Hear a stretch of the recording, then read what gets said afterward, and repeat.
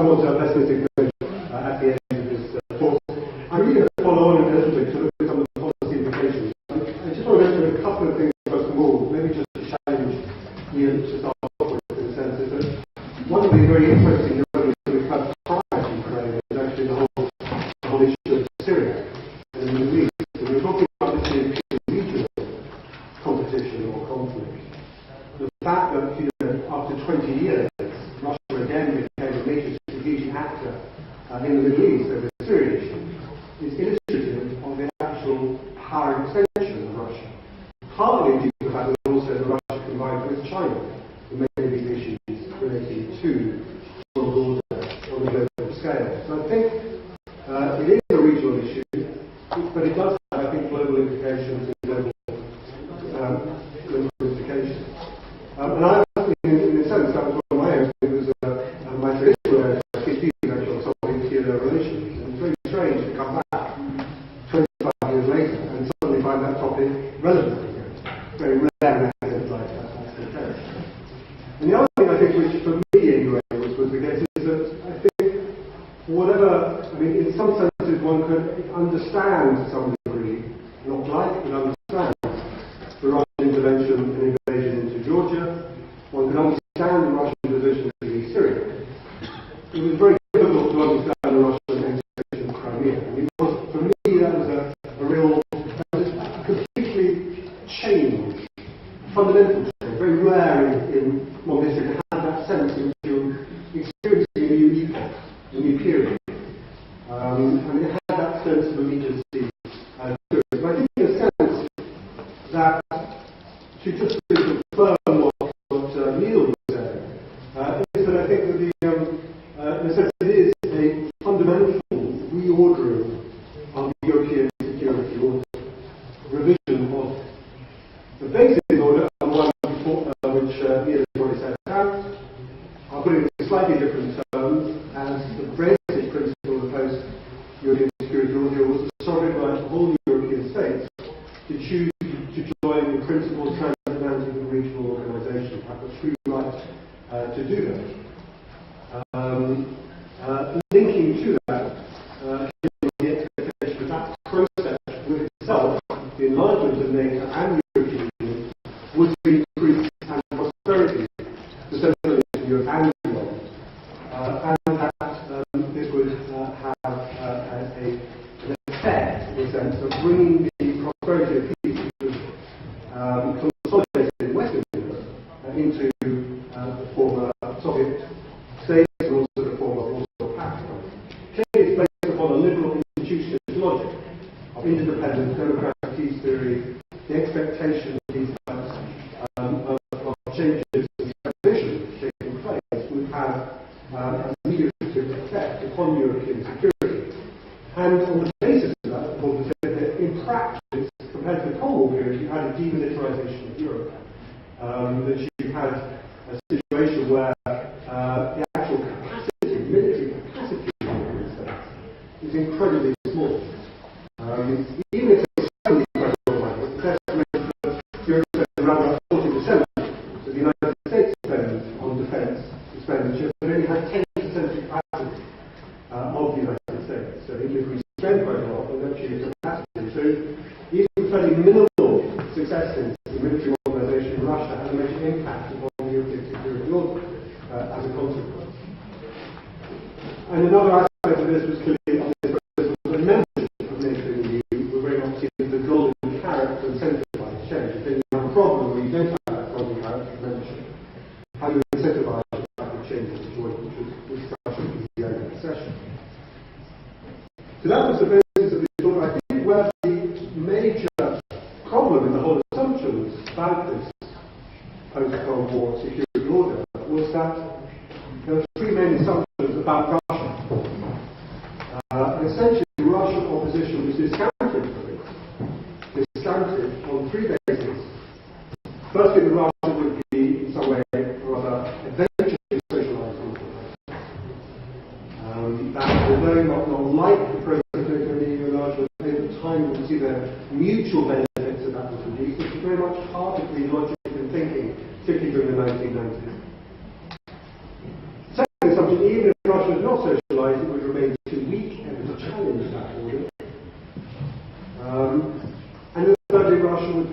so intrinsically interdependent with Europe on economic, on the energy and other grounds, that it would never be in its direct interest to suffer the cost that would be the result of seeking to challenge that order. And what we've had essentially is all those assumptions have proven to be false. Russia has not been socialised into the process. Russia has not proven so weak that it cannot challenge that process, and it's been willing to suffer considerable costs through challenging that order. And so you have, in a sense, a completely new framework within which liberal institutionalist logic has to coexist with a realist or geopolitical logic to it. And to consider how to react to a force within European security which really seeks to disrupt and undermine that order and is willing to pay a significant price for it. I think what is interesting in this sense is I think there's probably a consensus about that's the nature of the problem. The question is what to do about it, which Neil was pointing to and not giving an answer to. So I'll try to give some ideas for this. Maybe I'm focusing on two areas which I look at, partly for research, also looking at energy security in Central and Eastern Europe, which has started the project. Which you thought was interesting because actually there are such divergences in the different ways in which Central and East European countries are responding to that. It's also the fact that if you look at Central and Eastern Europe, you would imagine, or I might imagine, there's a lot of emphasis about how Western European states are divided about how to respond to Russia. A less emphasis about how Central and East European states are divided. And if you look at this, firstly, in terms of military security, you can see there that certainly you get Poland, the Baltic states, Romania, that's understandably, in a sense, being the most forceful in demanding a strong NATO response. It was Poland which requested an exceptional meeting of the North Atlantic Council on 4th March, demanding a boost to NATO's military presence in Central and Eastern Europe. And this resulted in circumstantially with that dimension of NATO policy, reviving, in a sense, NATO, which was in threat of disintegrating, and in Brussels and NATO headquarters, there's some degree of feeling that their purpose in life has been recreated. But also, an area which is more controversial is the demand for permutation of allied land, sea and air forces in Central and East European states, demanded by Poland, Lithuania, Latvia, Estonia. And all these states are tending to argue that, contrary to others, that the commitments made in the 1997 NATO-Russia Founding Act, in which the Alliance committed not to supporting substantial stationing of military forces in the countries of Central and Eastern Europe, that agreement has essentially made null and void, or at least significantly needs to be revised due to Russian action. And Sikorsky in particular, coming up to £20,000, £20,000 a permanent deployment on Polish territory. However, when you look at Central and Eastern Europe as a whole, there is no one unified position on this. Hungary has not requested a NATO permanent military presence on its soil. Slovakia has openly rejected such a presence of the military. And the Czech president has also not only expressed skepticism about military deployment on Czech territory, but also about whether it's suitable for the whole of whether it's something sensible for other Central and East European countries, as well as being critical about sanctions policy being imposed on Russia. You get similar to this unity when you're looking at military expenditure, another key area which has been a major area within NATO. If you look at the countries which have achieved the 2% target of defence expenditure relative to GDP, Estonia is the country which meets that target.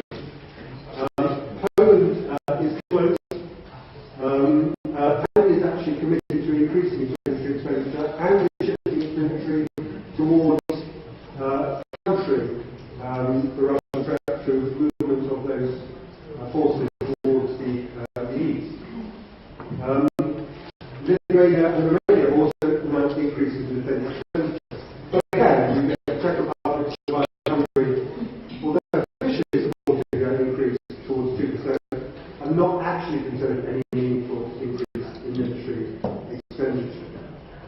So you get a reality of significant disunity of the military policy towards Russia.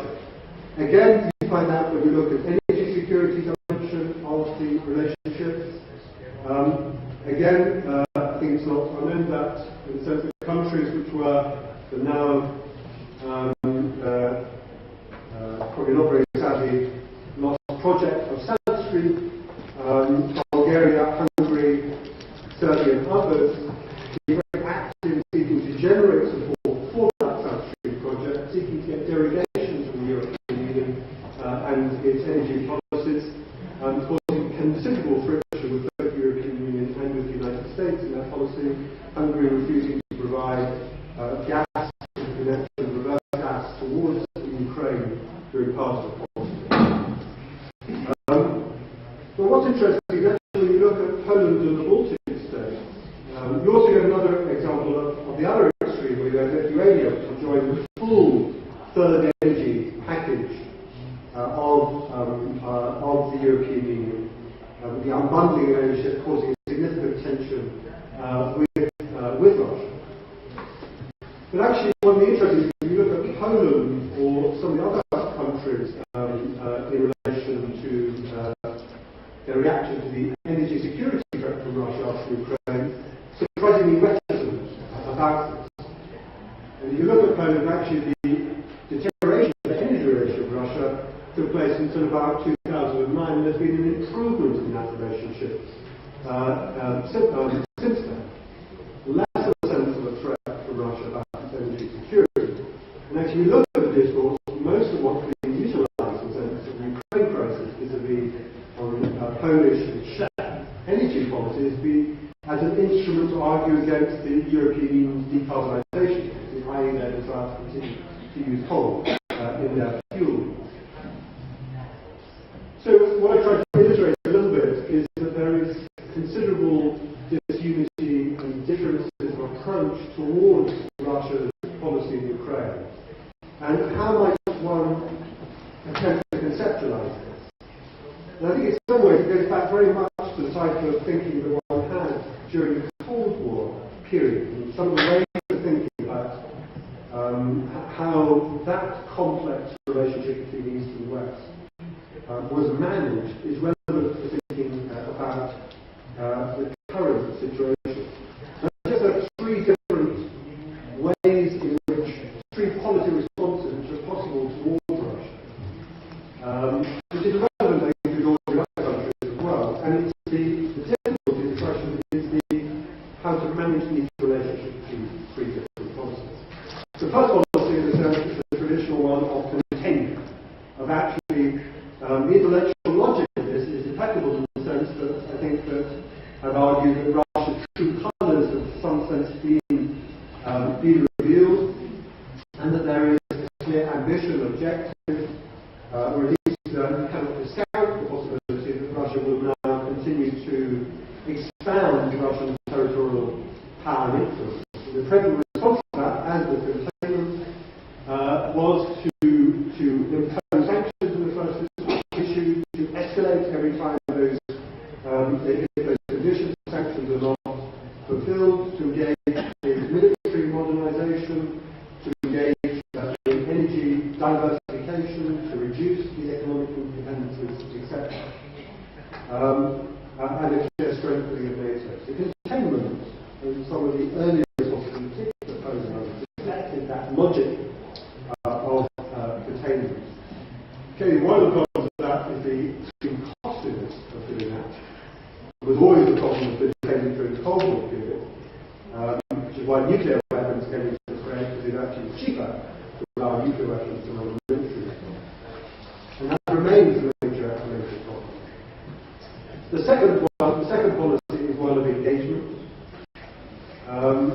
This approach does not, as it were, challenge what Russia represents is not a fundamental challenge to European security, or indeed to defend that European security, or the values underpinning it.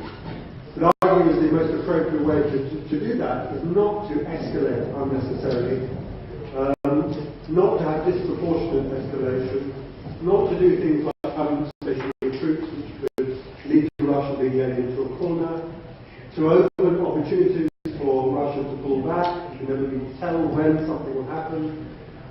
Russland verstehen in the German tradition and try to understand Russian position, to seek some accommodation and some mechanisms for that. And you can see that whole tradition of Ostpolitik very much strongly there in German thinking, some of the other thinking in Eastern and Central Europe as well, and the Czech Republic, and on the puzzle by Czech Republic is taking such a, they don't get to such a accommodating position towards Russia. And the third one is on coexistence. This is a more difficult, controversial area, and it's one in the sense we're saying that the one has to, in a sense, accept that European security order will not have a dominant value, or the value will be contested. But there is a pragmatic reason for accommodation with Russia because of the economic or other factors which tie Russian interests. That, for many countries, for some countries in Central East European, Russia becomes a useful balancing tool to balance against the asymmetric power demonstrated by the European Union Commission.